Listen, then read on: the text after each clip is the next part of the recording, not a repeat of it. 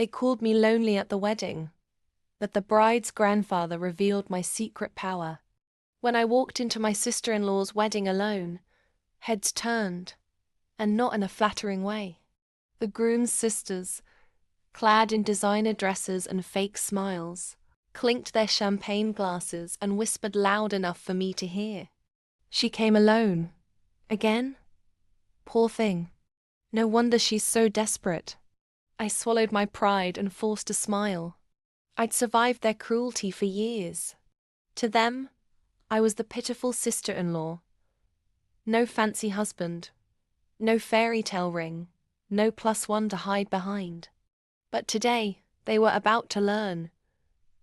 I never needed anyone behind me, because I was always 5 steps ahead. You see, a year ago, I discovered a secret. The bride's grandfather, Mr. Fletcher, a legendary real estate tycoon, was on the brink of ruin. An embezzling son-in-law, the groom's father, nearly bankrupted the family business.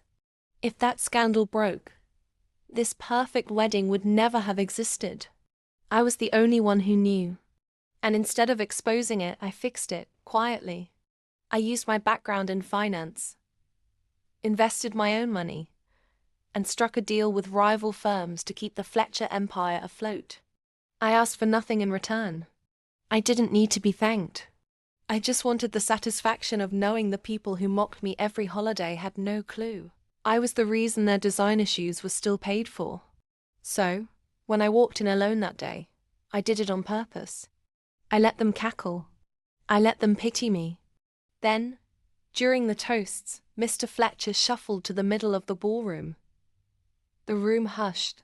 He held up his glass, pointed straight at me, and said, "This remarkable woman saved my family legacy. Without her, there would be no mansion, no business, and no wedding today." You could hear a pin drop. My sister-in-law's smug face crumpled like cheap tissue paper. Her bridesmaids choked on their wine.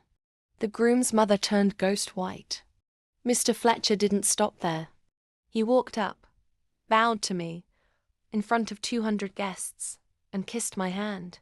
"From this day forward," he said, loud enough for the photographers, "you will always have a seat at my table.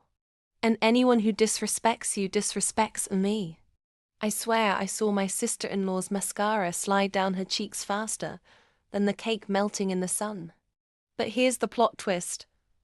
I never wanted a seat at their table. That night, after the cake was cut and the glares turned into awkward apologies, I left early, alone, by choice. Back to my cozy apartment, where I signed the final papers to become a silent partner in the Fletcher empire. So yes, I walked in alone, but I walked out owning a piece of the kingdom they thought they'd inherit.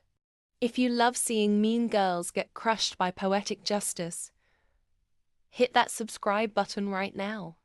More spine-chilling revenge stories and jaw-dropping secrets drops daily on this channel.